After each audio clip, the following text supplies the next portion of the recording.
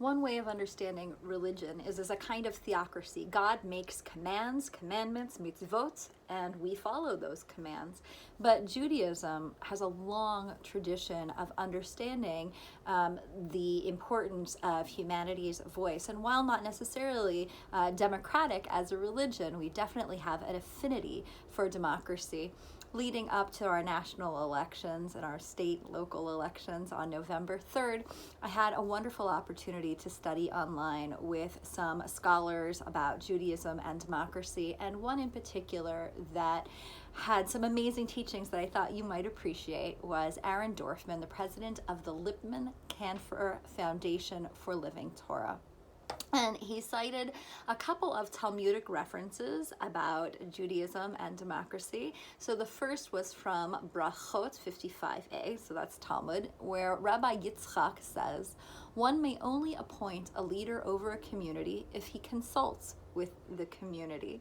And then in Gittin 10b, Shmuel says, the law of the kingdom is the law. That is to say that Jews must obey the laws of the state in which they live. This is also known as a concept of Dina de Malchut Dina.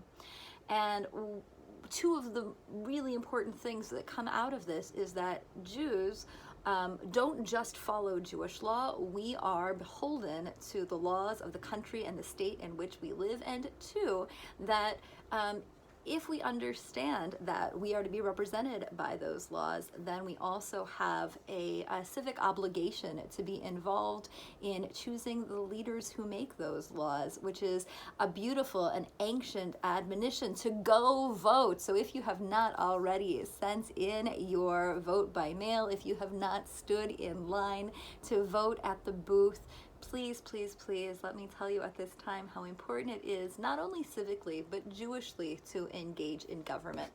Finally,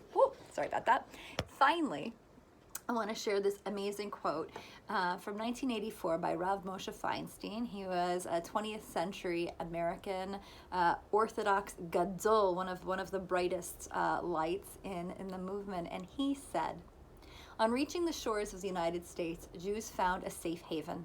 The rights guaranteed by the United States Constitution and the Bill of Rights have allowed us the freedom to practice our religion without interference and to live in this republic in safety.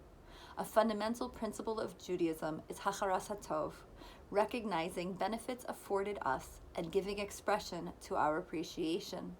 Therefore, it is incumbent upon each Jewish citizen to participate in a democratic system which guards the freedoms we enjoy.